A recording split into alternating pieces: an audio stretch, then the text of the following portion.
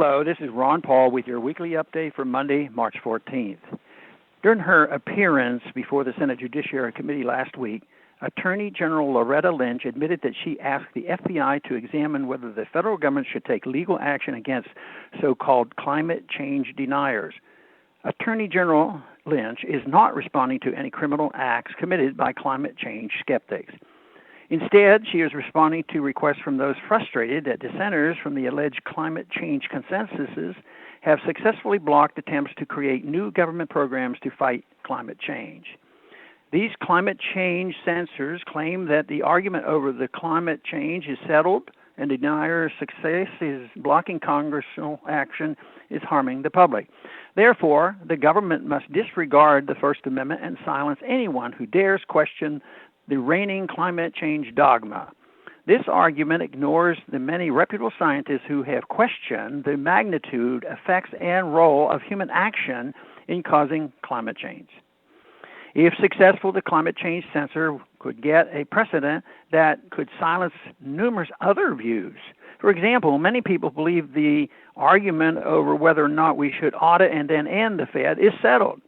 Therefore, the deniers of Austrian economics are harming the public by making it more difficult for Congress to restore a free market monetary policy. So why shouldn't the government silence Paul Krugman? The climate change censorship movement is part of a larger effort to silence political speech.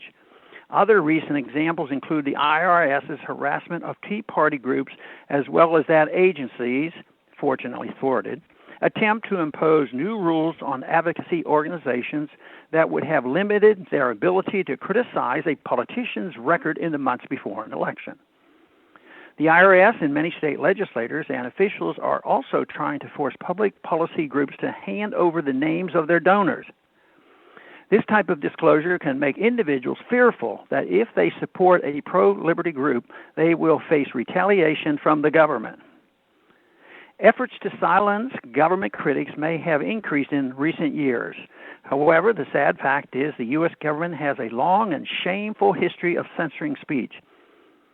It is not surprising that war and national security have served as a convenient excuse to limit political speech. So-called liberal presidents Woodrow Wilson and Franklin Roosevelt both supported wartime crackdown on free speech. Today, many neoconservatives are using the war on terror to justify crackdowns on free speech, increased surveillance of unpopular religious groups like Muslims, and increased government control of social media platforms like Facebook and Twitter. Some critics of U.S. foreign policy have even been forbidden to enter the country.